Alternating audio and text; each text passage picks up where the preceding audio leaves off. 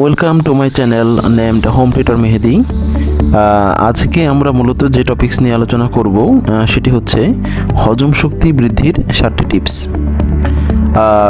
আসলে মানুষের ভিন্নতা সাপেক্ষে প্রত্যেকটা মানুষেরই হজম ক্ষমতা হচ্ছে ইউনিক, অর্থাৎ মানুষের যেমন ভিন্নতা রয়েছে ঠিক তেমনই মানুষের হজম ক্ষমতারও ভিন্নতা রয়েছে প্রত্যেকের সাপেক্ষে।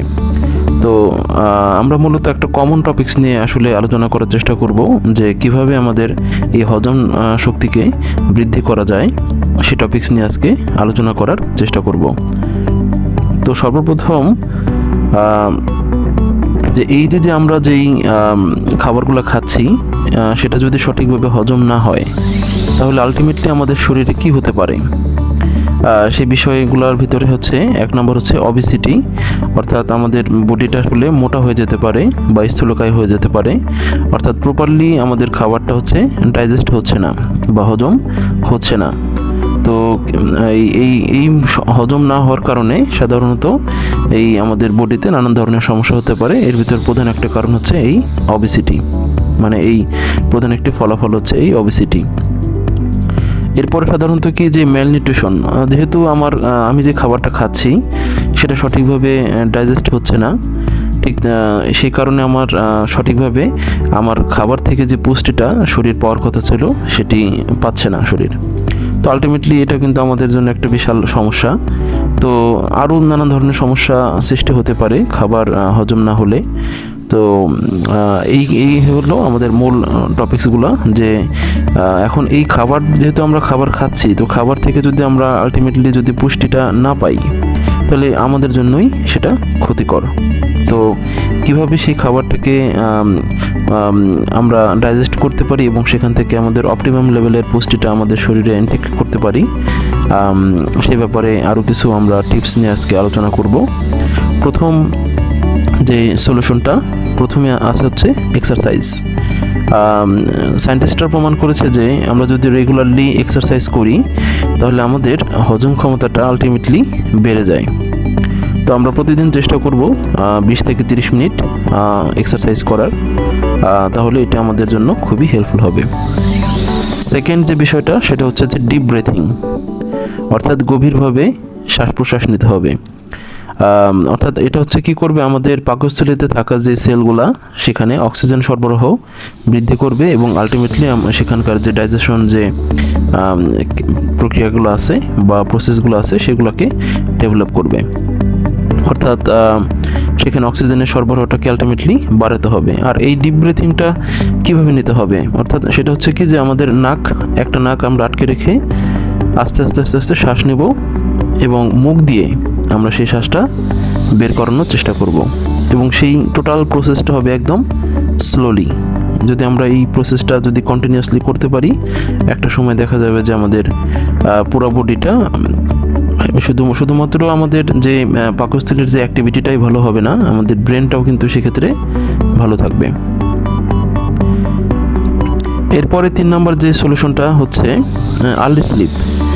সায়েন্টিস্টরা এটা প্রমাণ করেছে যে যারা অধিক রাত জাগে তাদের ডাইজেশন ক্যাপাবিলিটিটা বা হজম ক্ষমতা আস্তে আস্তে কমে যেতে থাকে। তো সেক্ষেত্রে আমাদেরকে যত আর্লি ঘুমানো যায় সে চেষ্টাটা আমাদেরকে সর্বোচ্চভাবে করতে হবে, তাহলে আমাদের হজম ক্ষমতাটা ভালো থাকবে।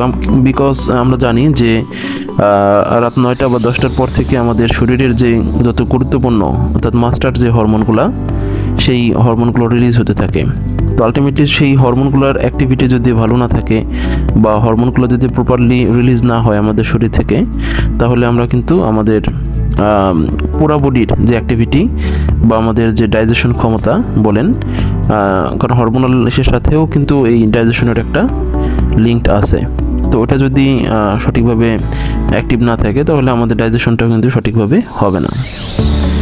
এরপরে আমাদের 4 নম্বর যে টপিকসটা সেটা হচ্ছে যে ওয়ার্ম ওয়াটার উইথ হানি, অর্থাৎ খুব সকালবেলা উঠে আমরা যদি খালি পেটে কুসুম গরম পানির সাথে যদি আমরা একটু মধু মিশিয়ে খেতে পারি বা একটু লেবুর রস যদি আমরা এর সাথে অ্যাড করতে পারি, তাহলে দেখা যাবে যে আমাদের ডাইজেশন ক্ষমতাটা আস্তে আস্তে আস্তে ডেভেলপ হতে থাকবে। অর্থাৎ আমাদের ভেতরের যে মেটাবলিক যে অ্যাক্টিভিটি, অর্থাৎ আমাদের পাকস্থলীতে থাকা যে এনজাইমের যে অ্যাক্টিভিটি, সেটা কিন্তু আস্তে আস্তে বাড়তে থাকবে এবং এটা কিন্তু সায়েন্টিফিক্যালি প্রুভড।